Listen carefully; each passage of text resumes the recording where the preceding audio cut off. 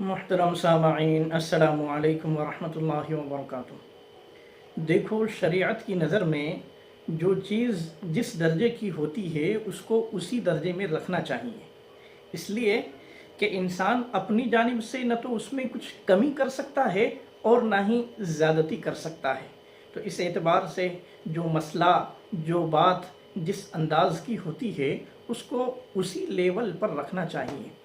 اب ایک اہم مسئلہ یہ ہے کہ دیکھو، عورت جو ہے اپنے سر پر بالوں کا جوڑا باندھ سکتی ہے یا نہیں، اور مرد اپنے گدی پر جوڑا بالوں کا باندھ سکتا ہے یا نہیں، تو اسے اصل سمجھنے کی ضرورت ہے۔ تو اصل یہ ہے کہ عورت کا اپنے سر پر بالوں کا جوڑا باندھنا کوہان کی طرح، اونٹ کے کوہان کی طرح، تو اس سے حدیث میں روکا گیا ہے، منع کیا گیا ہے، ایسا نہیں کرنا چاہیے۔ اہل نار میں سے ایسی عورت کو قرار دیا گیا ہے، چاہے نماز کی حالت میں ہو یا نماز کی حالت میں نہ ہو، دونوں صورتوں میں سر پر جوڑا نہ باندھے عورت۔ ہاں، باقی اگر سر پر جوڑا باندھا ہوا ہے اور نماز پڑھ لی ہے عورت نے، تو اس صورت میں بظاہر نماز ہونے کا حکم لگ جائے گا۔ باقی سر پر جوڑا باندھنے کا وبال اور گناہ وہ اپنی جگہ پر ہے۔ اب رہ جاتا مسئلہ یہ کہ باقی گدی پر جو ہے باندھے تو یہ جائز ہے عورت کے لیے کہ باندھ سکتی ہے، اس میں کوئی حرج نہیں ہے، اور پھر جو ہے یہ پردے کے لیے زیادہ مناسب بھی ہے۔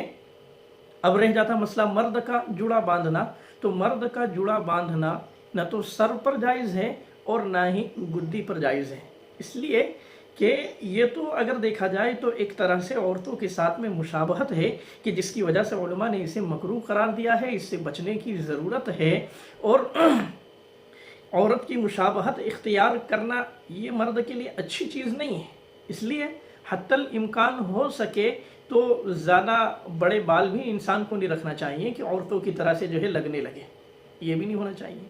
شرعی دائرے کے اندر، حدود کے اندر رہتے ہوئے بال رکھے، شرعی حدود سے تجاوز نہ کرے، اس لیے کہ بعض لوگوں کے بال ایسے ہوتے ہیں کہ ایسا محسوس ہوتا ہے پیچھے سے دیکھنے میں کہ شاید یہ کوئی عورت ہے، لیکن آگے سے دیکھا تو پتہ چلا کہ عورت نہیں ہے، تو ایسا بھی ہوتا ہے، تو یہ بھی نہیں ہونا چاہیے۔ اس لیے حتی الامکان جو ہے کوشش کرے، اور مرد کے لیے بہتر یہی ہے کہ جو ہے چھوٹے چھوٹے بال رکھے، اور اگر رکھنا ہی ہے تو سنت کے مطابق رکھے، سنت سے تجاوز کرنے کی کوشش نہ کرے۔ جو کام جس درجے کا ہے تو اس کو اسی لیول پر، اسی درجے پر رکھا جائے۔ اللہ تعالیٰ سے دعا ہے کہ اللہ تعالیٰ ہمیں شریعت کی منشا، شریعت کے مزاج کو صحیح سمجھنے والا بنائے۔ وما توفیقی الا باللہ۔